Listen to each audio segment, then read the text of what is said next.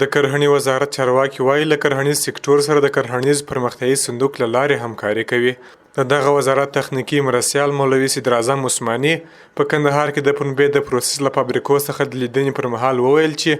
په کندهار کې د کرهڼې او مالداري اړوند له صنعتکارانو او کروندګرو سره ګوري او غواړي د هغوی ستونزې او غوښتنې له نږدې واوري ترڅو لازمه همکاري ورسره وکړي. زموږ صنعت هغه فابریکې چې د زراعت په بخش کې کار کوي لکه دلته د فقیر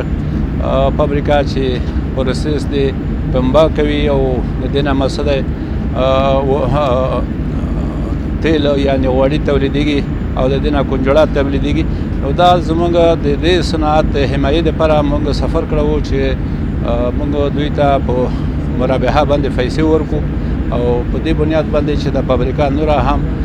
د موږ د بزګرانو لپاره د مالدارانو لپاره یوه ښه نتیجه مثبته نتیجه. د دغه صندوق اجرایي مشر انجینر عبدالغفار غفاري بیا وویل چې دوی پر 4 ډوله له صنعتکارانو سره همکاري کوي چې مشارکت، مضاربت، وکاله او مرابحه ده. هغه وویل چې دغه صندوق له پیل راهیسې په تېرې شاوخوا 10 کلونو کې 14 میلیارډ افغاني صنعتکارانو او بزګرو ته ورکړي دي. دا یوه مالي غیر بانکي اداره ده چې د کرنې او مالدارۍ په برخه کې ټولو هغو شرکتونو ته چې د کرنې او مالدارۍ د محصولاتو د پروسس او بسته‌بندي یا ټول هغه د حاکینو، زارعینو، متشبثینو کوپراتیفونه ته په مستقیم او غیر مستقیم باندې اسلامي مالي محصولات وړاندې کوي چې د هغوی له جملې څخه 2 محصولات موږ تېر کال د شریعه بورډ لخوا تایید کړي وو او 2 محصولات چې اوس فی الحال موږ 4 محصولات اسلامي محصولات لرو لکه مشارکت، مضاربت، وکاله او مرابحه.